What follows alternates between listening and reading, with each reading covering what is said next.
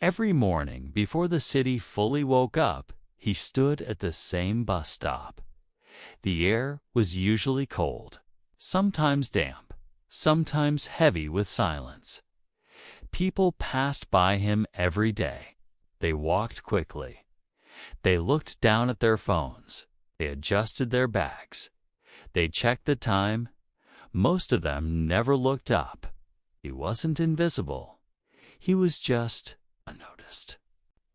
He didn't always stand there feeling this way. There was a time when mornings felt lighter, when standing still didn't feel so heavy. Back then, someone used to wait for him. Someone used to ask how his day was going.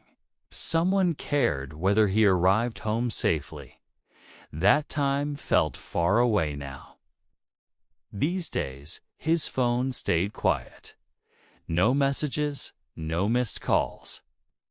No names lighting up the screen. Just notifications he didn't care about. He went to work like everyone else. He showed up. He did his job. He followed the routine. He smiled when someone spoke to him. He nodded when it was expected. He learned how to say, "I'm fine," in a way that ended conversations quickly. People assumed he was quiet. Some thought he liked being alone. Few thought he lacked ambition. None of them knew how much effort it took just to keep going.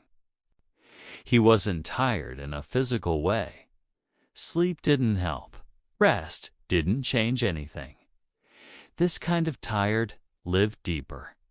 It settled behind his ribs. It followed him into every room.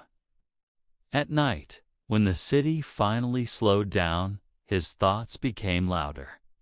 He lay awake, staring at the ceiling, listening to the hum of distant traffic, counting the seconds between breaths. He replayed old conversations in his head. Things he wished he had said. Things he wished he had done differently. He thought about dreams he once had. Dreams that used to feel close. Dreams that slowly faded without making a sound. No one noticed when that happened either. Some nights he wondered when exactly he became this version of himself. The version people walked past without a second glance. Standing at the bus stop one evening under a flickering streetlight, that thought returned. It wasn't dramatic. It didn't come with panic. It came quietly, almost gently. If he disappeared tomorrow, would anyone notice? The question lingered longer than he expected. He waited for fear.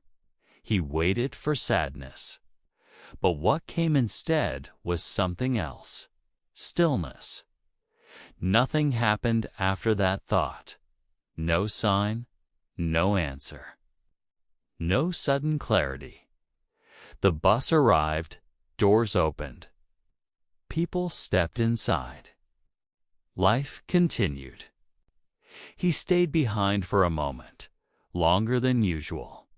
He watched the bus pull away, watched the red lights fade into the street, and in that small pocket of quiet, he realized something. Being unnoticed didn't mean being unimportant. It only meant that his life was happening quietly, without an audience. Without applause, his pain didn't need to be seen to be real. His effort didn't need recognition to matter. He was still here, still breathing, still choosing to stay. The next morning, he returned to the bus stop. The same place, the same street, the same routine. People walked past him again. They still didn't look. They still didn't stop. But this time, something felt different. Not the city, not the people, not the world. Him, he stood a little straighter. He breathed a little deeper, and that was enough. Not forever. Not for everything, just for today. And sometimes, today is all someone needs.